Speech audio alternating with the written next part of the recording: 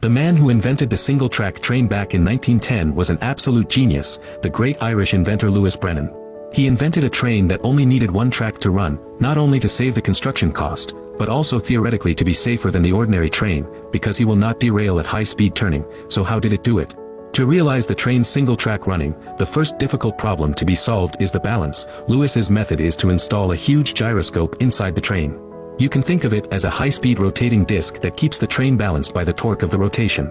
But soon Louis encountered a new problem, that is, how to make the gyroscope follow the direction of the train. If the direction of the gyroscope and the direction of the train is not consistent, then the train will lose balance.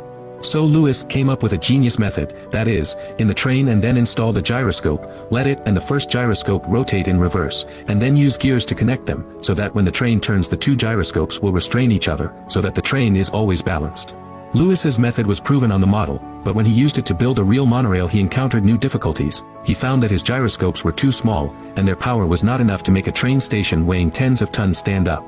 He wanted to make the gyroscopes bigger and heavier, but he realized that this would make it harder to balance the train, and there wasn't enough room in the train for such large gyroscopes, so he had to think of other ways to increase the power of the gyroscopes. So he added an engine to the gyroscopes to make them spin faster, and then put them on a bracket that could be rotated so that they could tilt as the train tilted. He also put two baffles on the gyroscope shafts so that when the train tilted, the shafts would hit the baffles and cause friction that would make the gyroscopes roll to one side, thus giving the train a reverse force to regain its balance.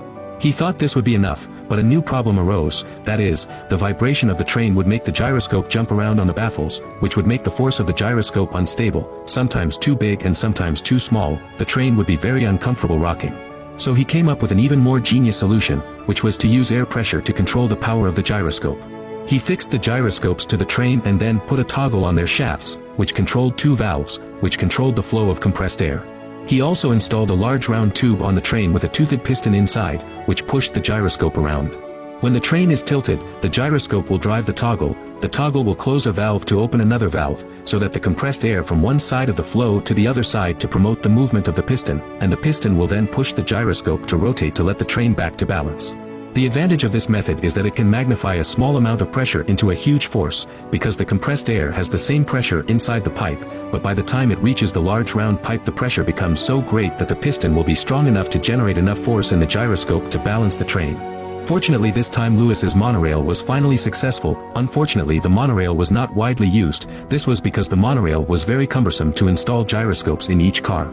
Coupled with the fact that people at that time were already accustomed to double-track trains, the monorail train was gradually forgotten, but this does not affect today. We reappreciate its charm.